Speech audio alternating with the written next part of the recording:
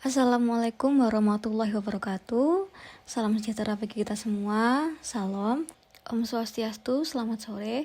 Perkenalkan, nama saya Eka Ayu Mariani dari kelas RPL MPKA akan mempresentasikan hasil kerja saya terkait tugas etika bisnis konstruksi yang diampu oleh Bu Francisca. Dalam video ini, saya ingin berbagi tentang analisis SWOT diri saya sendiri. SWOT sendiri dapat membantu kita mengenali kekuatan, kelemahan, peluang, dan tantangan dalam hidup. Dengan memahami ini, kita bisa lebih siap menghadapi masa depan dan terus tetap dapat berkembang. Yang pertama adalah strengths atau kekuatan saya. Saya adalah pribadi yang bertanggung jawab, baik pada diri sendiri maupun keluarga. Kemudian saya juga berani menghadapi sesuatu yang baru, sehingga saya tidak takut menghadapi tantangan. Saya juga memiliki naluri untuk berkontribusi dalam mencari solusi dari setiap masalah yang saya ataupun tim saya hadapi. Kemudian saya juga adalah orang yang rasional dalam mengambil keputusan dan mandiri. Berikut adalah beberapa hal yang sedang saya perbaiki hingga hari ini. Saya cenderung perfeksionis dan itu terkadang membuat saya menjadi terlalu keras pada diri saya sendiri. Terkadang saya terlihat sebagai pribadi yang kaku karena saya sangat sulit untuk menyembunyikan perasaan ketidaksukaan saya terhadap sesuatu. Saya memiliki trust issue. Ada saat-saat di mana saya benar-benar skeptis dan tidak mudah percaya kepada orang lain.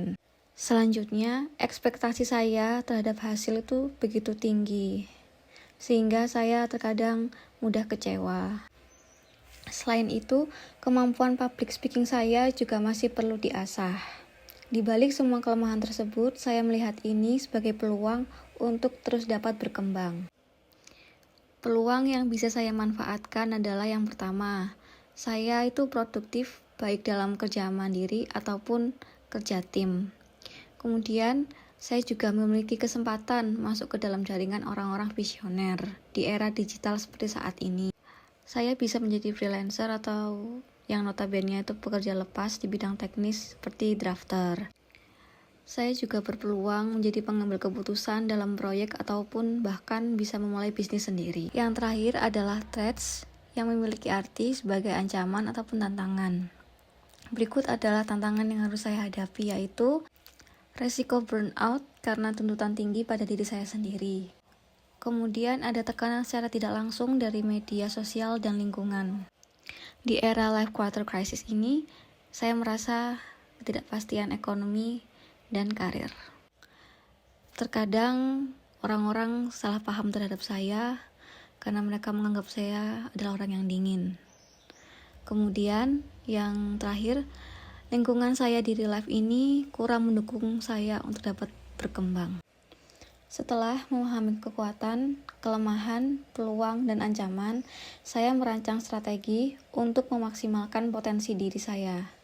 Strategi ini dibagi menjadi 4 pendekatan, yaitu yang pertama, strategi SO, di mana saya akan memanfaatkan kekuatan untuk mengambil peluang. Itu mengambil peran sebagai analis di proyek strategis, kemudian membangun bisnis di bidang teknik dan berani menunjukkan diri. Kemudian saya juga terus mempelajari teknologi terkini. Dan yang terakhir adalah menggunakan sosial media untuk tetap terhubung dengan profesional. Yang kedua adalah strategi WO. Di sini saya akan mengubah kelemahan menjadi peluang. Contohnya yaitu menyimak konten tips public speaking dan juga rencananya saya akan mengikuti kursus. Bergabung dalam komunitas profesional untuk belajar menerima feedback, menetapkan batasan, dan belajar percaya dalam mendelegasikan tugas saat bekerja dalam tim. Berfokus pada diskusi berbobot daripada small talk. Dan yang terakhir adalah menetapkan standar sebagai nilai jual. Yang ketiga adalah strategi ST, di mana saya akan menggunakan kekuatan untuk mengendalikan sekaligus menangkal ancaman. Saya menyusun jadwal kegiatan dengan waktu istirahat yang wajib. Kemudian menyusun sistem deep learn 2 jam per hari di luar jam kuliah. Dan menyampaikan pendapat berdasarkan data yang valid. Saya juga mencari klien ataupun perusahaan yang menghargai hasil kerja karyawannya ketimbang adanya politik kantor. Dan yang terakhir adalah mengabaikan tren yang tidak relevan. Akhirnya kita sampai pada strategi yang terakhir, yaitu strategi WT, di mana strategi WT ini adalah pertahanan untuk mengurangi risiko dari kelemahan dan ancaman. Beberapa tindakan yang dapat saya lakukan, yang pertama adalah membangun personal branding lewat blog. Kemudian, saya menerapkan Goldilocks Rules, di mana saya mengetahui ini ketika saya membaca salah satu dongeng anak-anak yang berjudul Goldilocks and the Three Bears. Saya menerapkan prinsip ini di beberapa saat dalam hidup saya, di mana prinsip ini kurang lebih menyatakan bahwa manusia itu mencapai motivasi puncak ketika mengerjakan tugas yang berada tepat di batas kemampuan mereka saat ini, yang tidak terlalu sulit dan tidak terlalu mudah, melainkan pas begitu.